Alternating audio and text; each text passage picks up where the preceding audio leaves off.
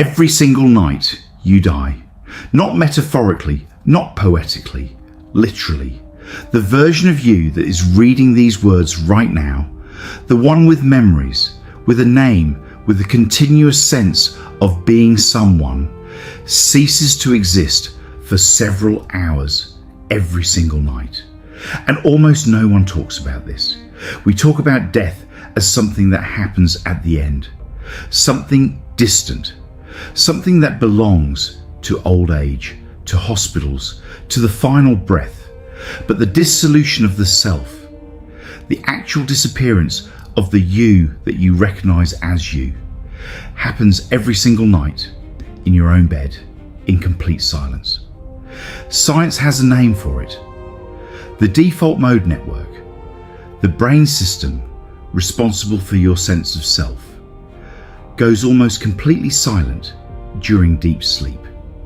The I that you call yourself dissolves. There is no observer, no narrator, no you. Neuroscientists have been studying this for decades, and the more precisely they look, the more disturbing the picture becomes. During the deepest stages of sleep, the activity patterns that generate your continuous sense of being a self simply collapse. The brain does not slow down the self. It does not dim the self. It switches it off entirely. And here is what makes this terrifying. Every morning, a version of you wakes up and assumes it is the same person who went to sleep. It reaches for the same memories. It recognizes the same face in the mirror. It continues the same thoughts, the same worries, the same plans. But is it the same person? This is not a trick question. This is one of the most serious questions in philosophy, in neuroscience, and in the study of consciousness. And the honest answer is that we do not know. We assume continuity. We experience continuity, but the actual mechanism by which a self disappears at night and a self reappears in the morning is one of the deepest unsolved problems in science. The ancient Egyptians spent 3,000 years building a precise answer to that question. They called it the journey of the Ba, the soul consciousness that leaves the body every night and must find its way back before dawn. They were not speaking in metaphor. This was not poetry. This was their map of reality, tested, refined, encoded in stone and passed down through 3,000 years of civilization. Tonight we follow that map. What you are about to hear is not mythology. It is not spirituality dressed up as science. It is the convergence of two of the most rigorous traditions of inquiry that human civilization has ever produced. Ancient Egyptian consciousness studies and modern neuroscience, arriving at the same territory from opposite directions. Pay attention, because this is something that happens to you tonight. In 2004, neuroscientist Giulio Tononi published a theory that would quietly disturb the scientific community for years. He called it integrated information theory. And what it suggested was this: consciousness is not produced by the brain. It is a property of integrated information.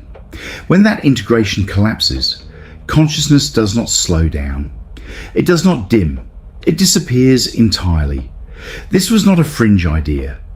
Tononi was working at the University of Wisconsin, one of the most respected neuroscience programs in the world.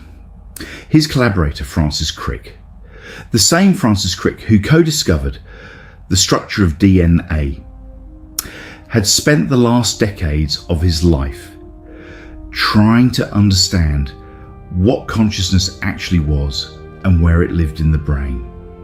What they found was deeply unsettling. During deep sleep, the stage scientists call slow wave sleep, the brain's ability to integrate information drops to near zero. Experiments confirm this with precision.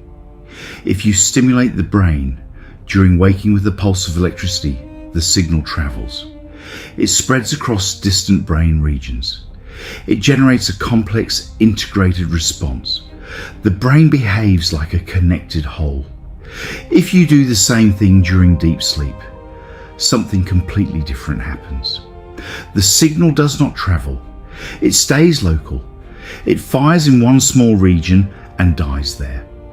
The brain has become, in a very specific technical sense, disconnected from itself. And when the brain is disconnected from itself in this way, the system that generates the experience of being you simply stops functioning. Philosopher Thomas Metzinger went further than the neuroscientists. He spent his career trying to understand what the self actually was, not as a spiritual concept, but as a precise cognitive phenomenon. His conclusion was radical. The self, he argued, is not a thing. It is a process. It is a model the brain constructs in real time, a simulation of an agent moving through the world with a continuous history, a recognizable identity, and a sense of being located inside a body. This model is extraordinarily convincing, so convincing that we mistake it for reality. We believe we are the self, rather than understanding that the self is something the brain is doing. And like any process, it can be interrupted. Every night it is. You do not fall asleep. The process that generates you falls apart. The model collapses. The simulation stops running. And for several hours, 3, 4, sometimes 5 hours of deep sleep across a normal night. There is no one home. No observer watching the darkness. No narrator describing the experience of being unconscious. Nothing. This is not a philosophical thought experiment. This is not a metaphor. This is the precise neurological description of what happens inside your skull tonight, and every night for the rest of your life. The question that Metzinger, Tononi, and dozens of other researchers have been circling for decades, the question that modern neuroscience cannot yet answer, is this: if the self disappears every night, what comes back in the morning? Is it the same self? A reconstruction of the same self? A new self with access to the old self's memories? 3,000 years before Tononi published his theory, the Egyptians had already mapped this territory, and they had an answer. The Egyptians knew something was happening during sleep. They had known it for 3,000 years. But to understand what they knew, you first have to understand how they understood the human being. Because the Egyptian model of what a person is, what you are, is radically different from the modern Western model. And in that difference lies something that our science is only now beginning to catch up with. In the modern view, you are your brain, your identity, your consciousness, your sense of self. All of it is generated by neural activity inside your skull. When the brain stops, you stop. The Egyptians rejected this model entirely. For them, a human being was not one thing. A human being was a structured multiplicity, several distinct components, each with a different nature, each playing a different role, each capable of separation. They identified at least 5 distinct aspects of a complete human being. The cart, the physical body, the material form that could be seen, touched, and measured. The Egyptians understood that the body was necessary but not sufficient for a human life. It was the vessel, not the contents. The Ren, the name. This was not simply a label. For the Egyptians, the name was a living component of identity. To speak someone's name was to invoke their existence. To erase their name was to attack their being at a fundamental level. This is why the names of pharaohs were carved in stone, not as vanity, but as ontological protection. The Shut, the shadow, the ever-present companion, the dark double that moved with you through the world. The Ib, the heart soul, the seat of emotion, of moral life, of the choices that defined a person's character. And then the two components that concern us most tonight. The Ka, the life force. Think of the Ka as the animating energy, the difference between a living body and a corpse. The Ka was what kept the physical form functioning, breathing, metabolizing. It was tied to the body in a way the other components were not. And the Ba was something far more specific, far more individual, far more interesting. The Bea was the individual consciousness, the particular, specific, unrepeatable version of awareness that was you and no one else. The part that thinks your thoughts, remembers your memories, makes your decisions, and recognizes itself in the mirror as a continuous self. In Egyptian art, the Bea was depicted as a human-headed bird. This image was not chosen arbitrarily. The bird represented the capacity for independent movement, for travel, for existing in a different element from the physical body. The human head represented the preservation of individual identity during that travel. The Ba could fly, the Ba could leave. And every night, according to the Egyptian texts, it did. Every night, the Ba separated from the sleeping body and entered a realm the Egyptians called the Duat. Not heaven, not hell, not any simple afterlife destination. The Duat was something far more specific and far more strange. It was an intermediary state, a territory that existed between the world of the living and the world of the dead.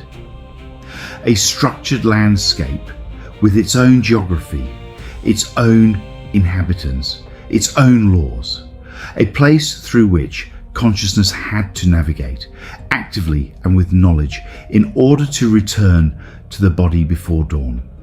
The purpose of this nightly journey was not random wandering, it was renewal. The Ba travelled through the Duat, passed through a series of specific gates, each guarded by specific forces that required specific knowledge to navigate. If the journey was completed successfully, the Ba returned to the sleeping body. The self was reconstituted. The person woke up. The process continued for another day.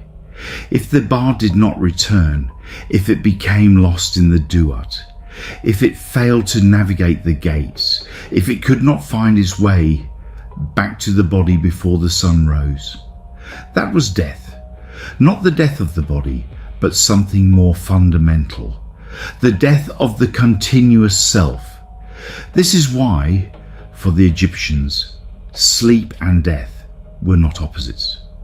They were not on different ends of a spectrum. They were the same journey, the same dissolution of the self into the Duat, the same need for navigation and return. The only difference was the outcome.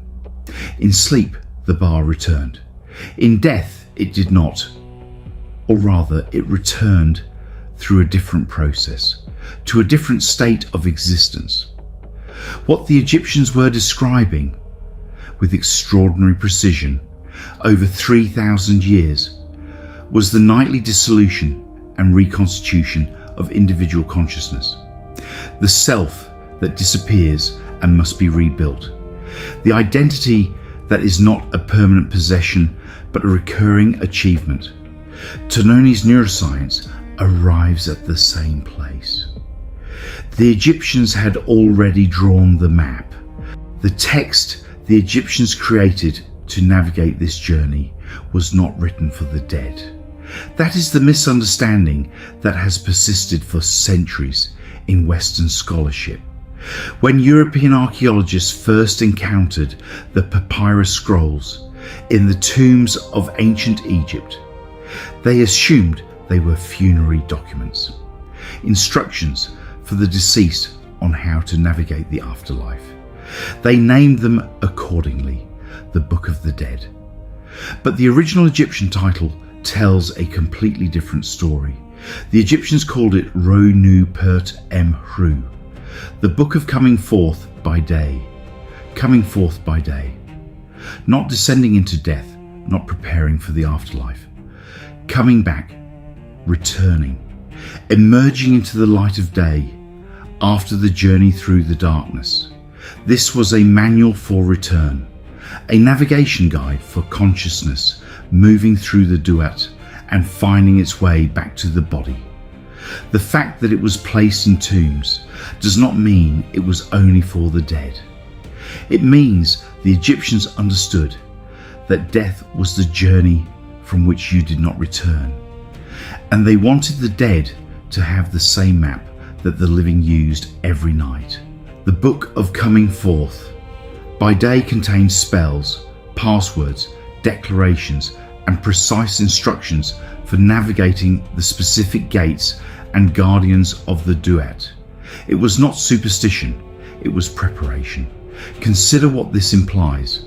The Egyptians believed the territory of the duat was real, structured and consistent.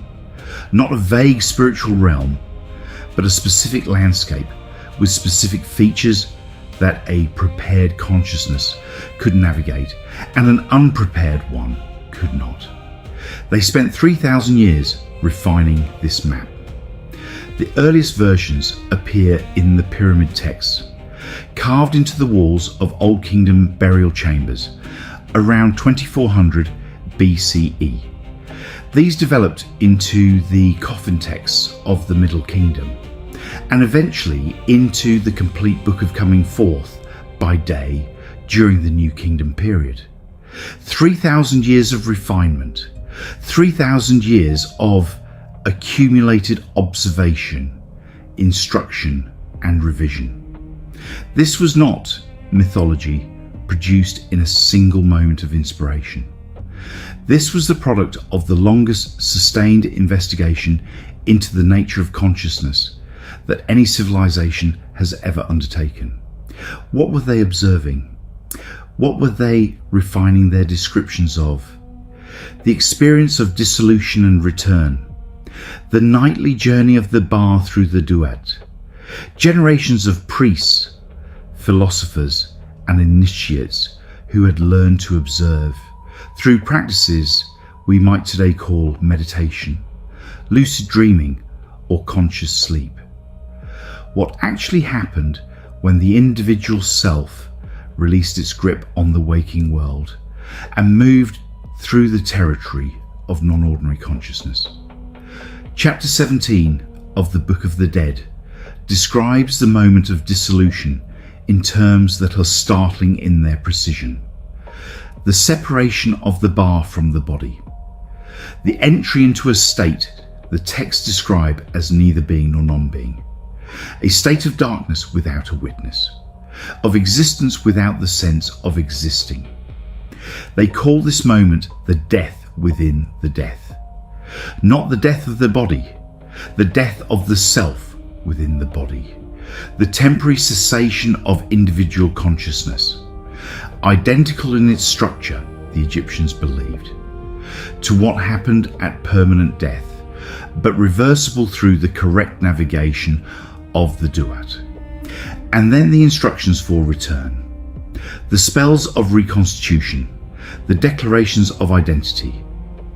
I am the one who knows their own name. I am the one who remembers. The specific gates to pass through, the specific passwords to speak, the specific guardians to address correctly.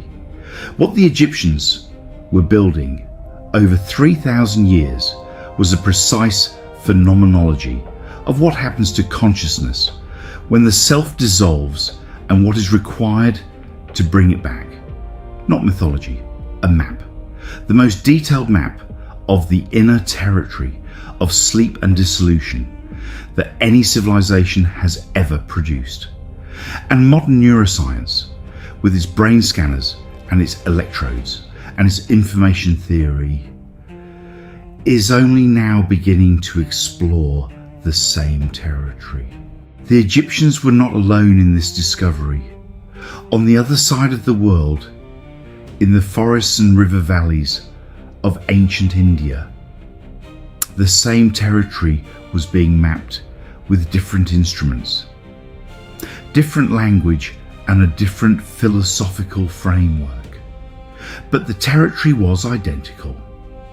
The Vedantic tradition, the philosophical tradition that gave us the Upanishads and some of the most rigorous investigations into consciousness ever undertaken, arrived at the same fundamental insight the Egyptians had encoded in the Book of Coming Forth by Day. The self dissolves every night, and what returns in the morning is not simply what left. The Mandukya Upanishad, one of the shortest and most profound texts in the entire Vedantic canon, describes 4 states of consciousness with a precision that modern psychology and neuroscience are still working to match. The first state is Jagrat, waking consciousness, the ordinary experience of being an individual self, moving through the physical world. This is the state most people assume is the whole of conscious experience. The second state is Svapna, the dream state, a different mode of consciousness in which the mind generates its own objects of experience, imagery, narrative, emotion, without input from the external world. The Vedantists took dreams extremely seriously as a window into the deeper layers of mind. The third state is Sushupti, deep, dreamless sleep. And this is where the Vedantic tradition makes its most radical and most interesting claim. In deep sleep, they said, the individual self, what the Vedantists called the Jiva, the individuated unit of consciousness, dissolves back into its source. The boundaries that separate you from everything else temporarily disappear. The sense of being a particular person with a particular history, in a particular body, located at a particular point in space and time. All of this vanishes. There is no subject, no object, no experience of being a particular person. And yet the Vedantists pointed out, we wake up rested. We wake up renewed. Something happened during deep sleep that was deeply beneficial, even though the individual self that could experience and remember that benefit was absent for the entire duration. This led the Vedantists to ask a question that modern neuroscience is only now beginning to take seriously. If you were not there during deep sleep, if there was no experiencer, then who woke up? What woke up was a reconstruction. The Jiva, the individual self, was not simply paused during deep sleep and then resumed. It was dissolved and then reconstituted. The pattern that was you returned to the body and rebuilt itself from the ground up, using memory, habit, and the accumulated structure of a lifetime. But beneath the Jiva, beneath the individual self that dissolved and reconstituted, the Vedantists identified something else, something that was never absent, something that did not dissolve with the individual self and did not need to be reconstituted. They called it Brahman, pure, undifferentiated awareness, not the awareness of anything in particular, just awareness itself, without an object and without a subject. During waking life, Brahman is filtered through the lens of individual identity. You experience awareness, but you experience it as your awareness, bounded, located, personal. During deep sleep, when the individual self dissolves, that filtering stops. What remains is Brahman, pure awareness, without a self to be aware of anything. This led to the concept of Turiya, the fourth state. not a state you enter during deep sleep, but the ground that becomes visible when the individual self is no longer obscuring it.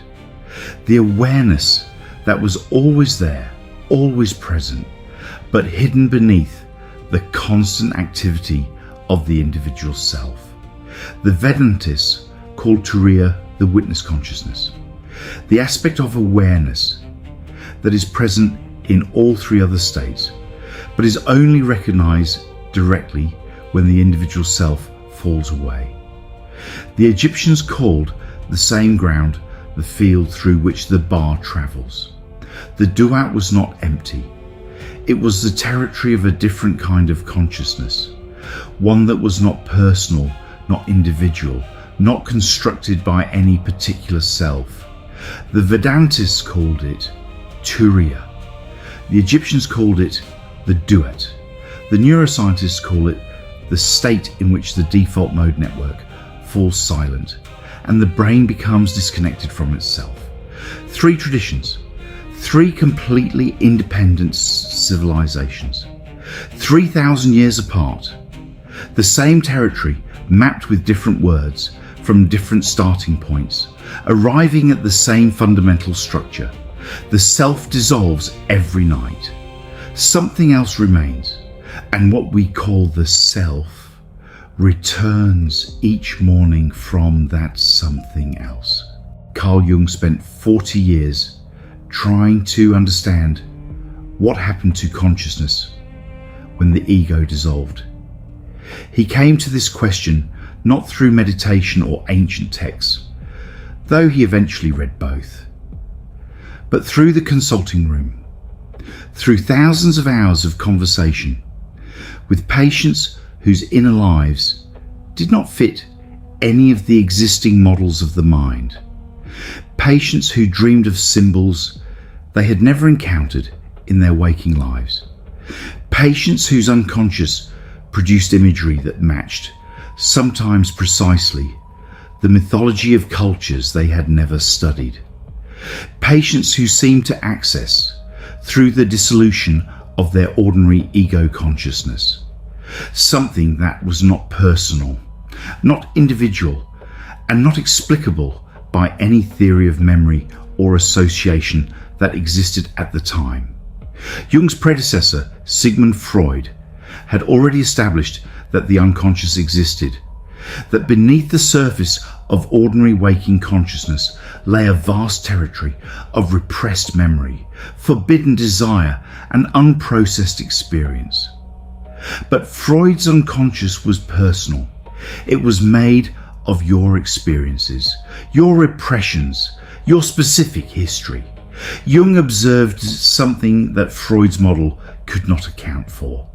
The unconscious his patients revealed in their dreams and in the depths of analysis was not only personal, it contained material that was universal, symbols and figures and narrative structures that appeared independently across cultures, across centuries, across patients who had no possible connection to each other.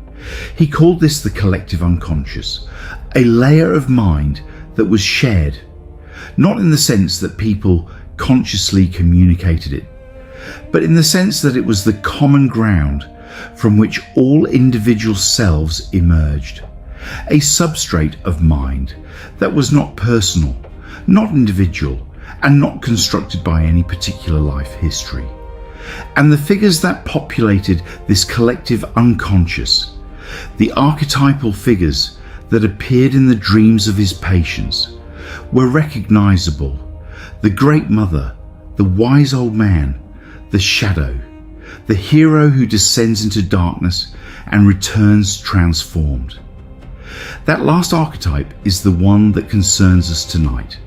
Jung identified the descent and return narrative as one of the most fundamental structures in the collective unconscious.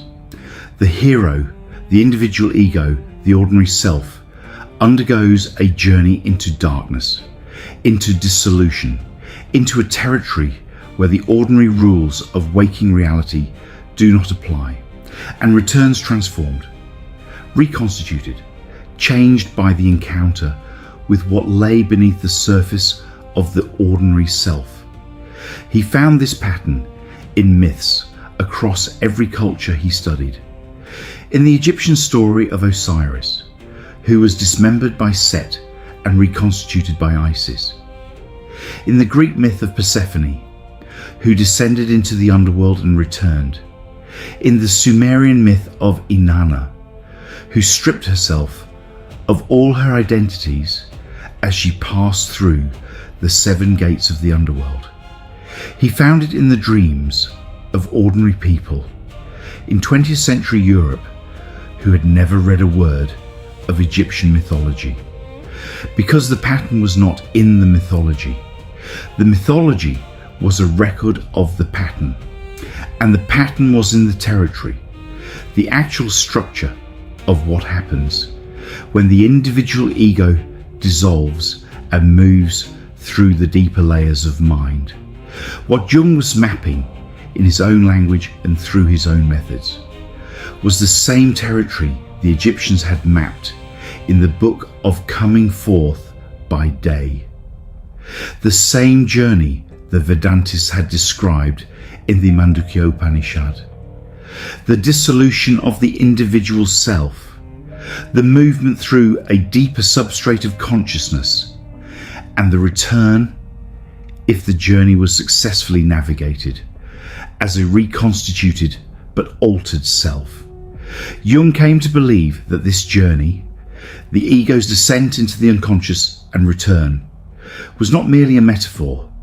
It was something that actually happened, not just in the dramatic cases of psychological crisis that he called individuation, but every night, in every sleeping person, as the ordinary mechanism by which the self dissolved into the collective unconscious and was reconstituted each morning. The duat is not a place you go after death. Jung would have agreed completely. It is a place you visit every night. He simply called it the unconscious. And he spent 40 years mapping the territory that the Egyptians had already been mapping for 3,000 years before him. The convergence is not coincidence. It is evidence that the territory is real. Here is the question that none of these traditions and none of modern science has fully answered. If you dissolve every night, what continues? This is the question the Egyptians built their civilization around, the question the Vedantists investigated for centuries, the question Jung circled for 40 years, the question Tononi and Metzinger and dozens of neuroscientists are wrestling with right now. What is the thread? What is the thing that makes the self, that wakes up tomorrow the same as, or connected to, the self that goes to sleep tonight? Philosopher Derek Parfit spent his career on this question. He was one of the most rigorous analytic philosophers of the 20th century, working at Oxford, subjecting the question of personal identity to the same precise logical analysis that philosophers apply to mathematics or ethics. His conclusion was radical, and it remains deeply uncomfortable for most people who encounter it. Personal identity, Parfit argued, is not what we think it is. There is no single, continuous, indivisible self that persists through time. What we call the self is a bundle, a collection of connected psychological states, memories, habits, beliefs, emotional patterns, ways of perceiving the world.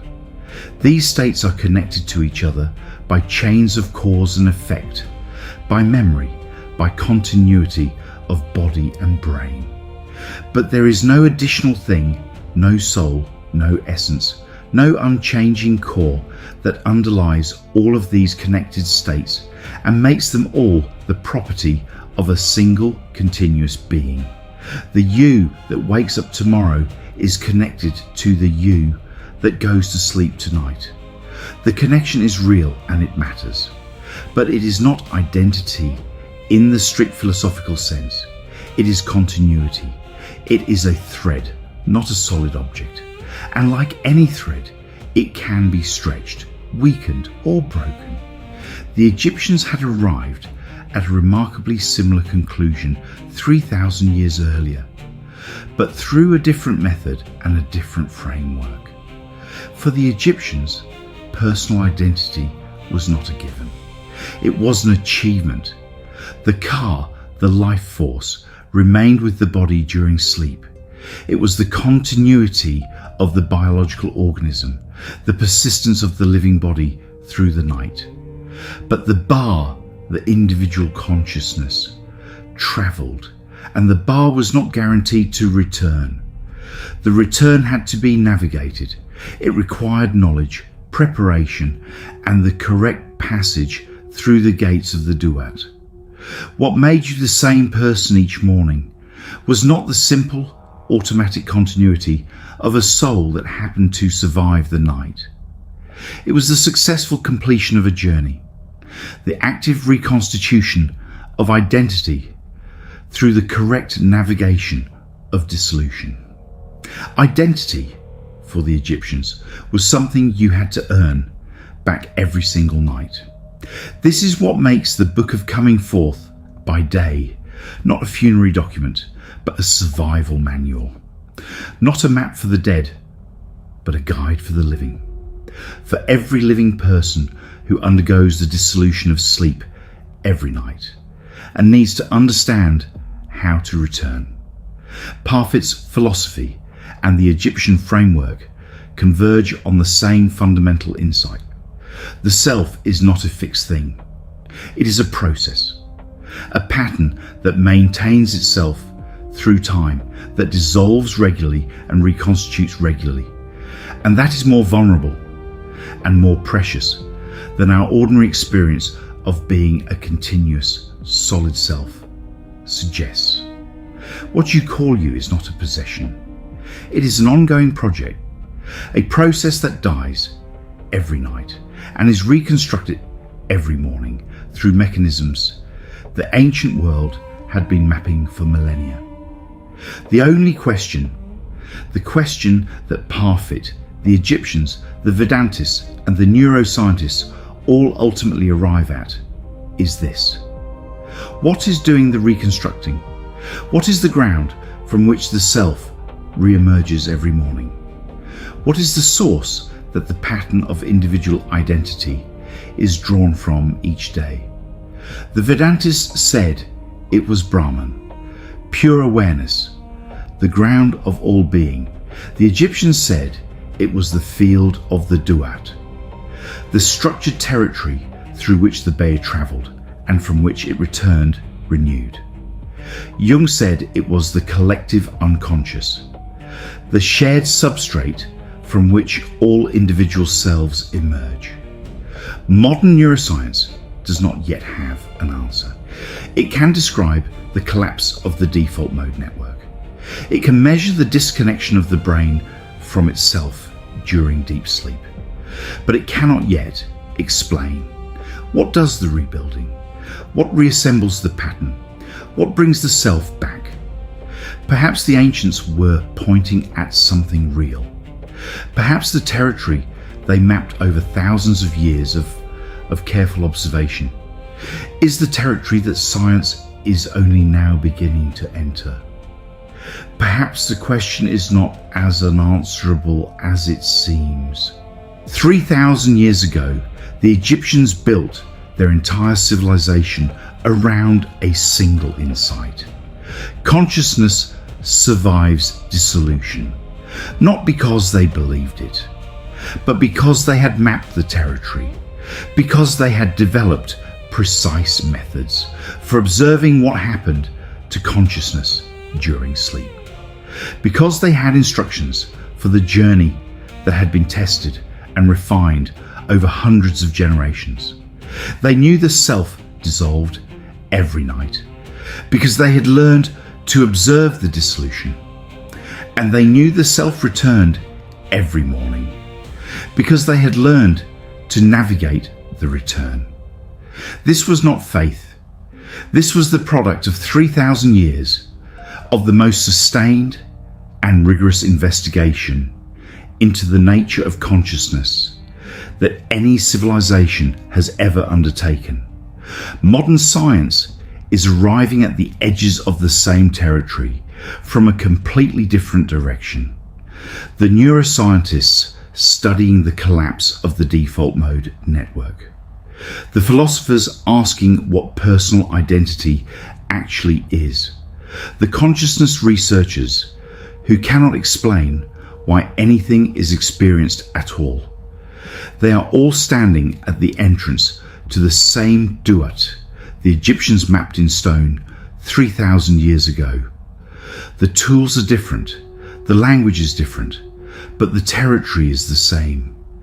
The dissolution of the individual self into something larger, something that does not dissolve.